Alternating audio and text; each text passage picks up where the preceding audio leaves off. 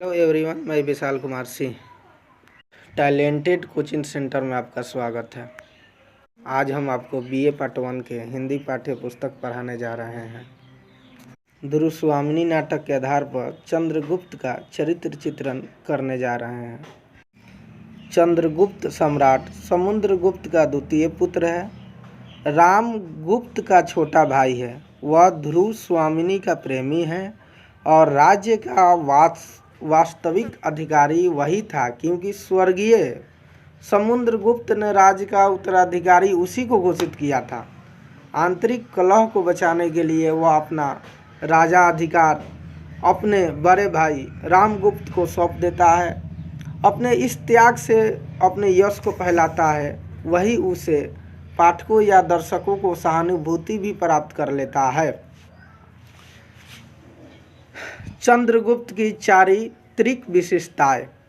चंद्रगुप्त की चारित्रिक विशेषताएं का मूल्यांकन हम निम्न बिंदुओं के अंतर्गत कर सकते हैं। आदर्श प्रेमी। चंद्रगुप्त एक आदर्श प्रेमी है। उसका प्रेम वासना से युक्त नहीं है। चंद्रगुप्त जी का प्रेम वासना से युक्त नहीं है। उसमें प्रेम में त्याग और गंभीरता है। उसके प्रेम में त्याग है और गंभीरता भी है। दुरुस्वामिनी चंद्रगुप्त की वाग्दाता पत्नी थी। जो दुरुस्वामिनी थी वो चंद्रगुप्त की वाग्दाता पत्नी थी और इसके बाद भी रामगुप्त ने उसे विवाह कर लिया था। इस स्थिति में चंद्रगुप्त युद्ध और विनाश को बचाते ही उसके विरुद्ध नहीं करता है। वह कहता है कि मेरे हृदय के अंधकार में प्रथम किरण सी आकर जिसने अगाध भाव से अपना मधुर आलोक ढाल दिया था, उसको भी मैंने केवल इसलिए भूलने का प्रयत्न किया। दुरुस्वामिनी को इतना अधिक चाहते हुए भी वो असमित नहीं होता है, बल्कि दुरुस्वामिनी भाव के आवेश में अपने प्रेम भाव को प्रकट कर देती है। शक शिविर पर विजय के उपरांत वह वहाँ से चला जाना चाहता है। वह मंदाकिनी से कहता है कि मेरा कर्तव्य पूर्ण हो चुका है, अब यहाँ मेरा ठहरना अच्छा नहीं है। लेकिन जब मंदाकिनी द्वारा उसे दुरुस्वामिनी प्रेम भावना का पता चलता है तो उसका मन क्षोभ से भर जाता है। वह विचलित हो उठता है। विधान की स्याही का यही बिंदु गिरकर बागलिप पर कालिमा चढ़ा देता है। मैं आज यह स्वीकार करने में संकुचित हो रहा हूँ कि ध्रुव देवी मेरी है। ठहर कर, हाँ वह मेरी है। उसे आरंभ से ही अपने संपूर्ण भावना से प्यार किया। मेरे हृदय के गहन अंतःस्थल से निकली हुई यह मुख स्वीकृति आज बोल रही है। मैं पुरुष हूँ नहीं, मैं अपनी आंखों से अपना वैभव और अधिकार दूसरों को अन्याय से छीनते देख रहा हूँ और वाग्दाता पत्नी मेरे ही अनुत्साह से आज मेरी नहीं रही। इस प्रकार की भयंकर भावना के आने पर भी वह सम्मित करता है। मर्यादा का रक्षक। चंद्रगुप्त मर्यादाताओं की रक्षा करने वाला है। इसी मर्यादा की रक्षा के लिए वह रामगुप्त का विरोध नहीं करता है। देखिए कितनी अच्छी बात है कि अपना पत्नी जो चंद्रगुप्त का पत्नी से शादी कर लेता है रामगुप्त, उसके बाद भी चंद्रगुप्त उसका विरोध नहीं करता है, क्योंकि वह चाहता है कि राज बचा रहे हमारा। रामगुप्त की विलासी और दुराचारी प्रवृत्तियों को देखकर भी वह चुपचाप सहन कर लेता है।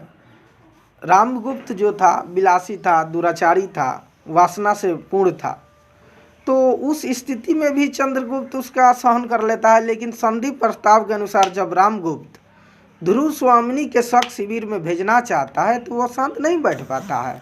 उस समय वह रामगुप्त की पुरानी मर्यादा, नारी जाति को प्रतिष्ठा की मातृभूमि के समान की, वीरों के दर्प, अपने पुरुषत्व आदि की रक्षा के लिए कटिबद्ध होता है और अपने जीवन के दांव पर लगाते हुए यह उद्घोष करता है कि यह नहीं हो सकता महादेवी। जिस मर्यादा के लिए, जिस महत्व को स्थिर के लिए मैंने राजदंड न ग्रहण करके अपना जिला मिला हुआ अधिकार छोड़ दिया, उसका यह अपमान मेरे जीवित रहते हुए आज समुद्रगुप्त स्वर्गीय गर्व को इस तरह पद दलित होना पड़ेगा। पराक्रमी। चंद्रगुप्त अत्यंत पराक्रमी है। वीरता, साहस और पराक्रम ये तीनों गुण उनके वक्ष सदैव में स्थिर रहते हैं। उसको अपनी शक्ति पर पूर्ण विश्वास है। अपनी शक्ति पर विश्वास करके ही वह स्त्री भेष में दुरुस्वामिनी के साथ शक शिविर में जाता है और शकराज को द्वंद्व के लिए ललकारता हुआ कहता है, मैं हूँ चंद्रगुप्त तुम्हारा काल, मैं अकेला आया हूँ तुम्हारी वीरता की परीक्षा लेने। अंत में शकराज वध कर देता है और शकराज के सामंतों को भी वध कर देता है। नाटक के प्रारंभ में खगधारिणी द्वारा कहे गए शब्द सटीक प्रतीत होते हैं। रही अभ्युदय की बात तो उनको अपनी बाहुबल और भाग पर ही विश्वास है। आकर्षक व्यक्तित्व, चंद्रगुप्त व्यक्तित्व आकर्षक है। उसके व्यक्तित्व का आकर्षक के कारण ही दुर्योसामिनी आकर्षित होती है, उसकी दीवानी हो जाती है। इस संबंध में दुर्योसामिनी कथन कुमार की स्थित सरल और सुंदर मूर्ति को देखकर कोई भी प्रेम से पुलकित हो सकता है। इस बात की पुष्टि करता है शकराज भी चंद्रगुप्त की अद्वितीय सौंदर्य को देखकर आश्चर्यचकित हो जाता है। विनय और शीलवान, चंद्रगुप्त के अंदर मानव को शोभित करने वाले दोनों गुण विनय और शील विद्यमान है। वह विनयी और शीलवान होने के कारण ही अपने बड़े भाई रामगुप्त का विरोध नहीं कर पाता। दुर्योसामिनी और राज का त्याग उसके इन्हीं गुणों का परिणाम है। लेकिन जब दुर्योसामिनी शकराज के पास भेजने की बात आती है तो उसका विनय और शील को कर्तव्य की ओर उन्मुख कर गुप्त कुल की मर्यादा की रक्षा की प्रेरणा देता है। धैर्यवान, चंद्रगुप्त अत्यधिक धैर्यवान और कभी धैर्य के रास्ते से डिगता नहीं। शक शिविर पर अधिकार करने के पश्चात वह चाहता है कि राजसत्ता अपने हाथ में लेता है। रामदूत को पच्युत कर पद वह धैर्य का त्याग नहीं करता। रामगुप्त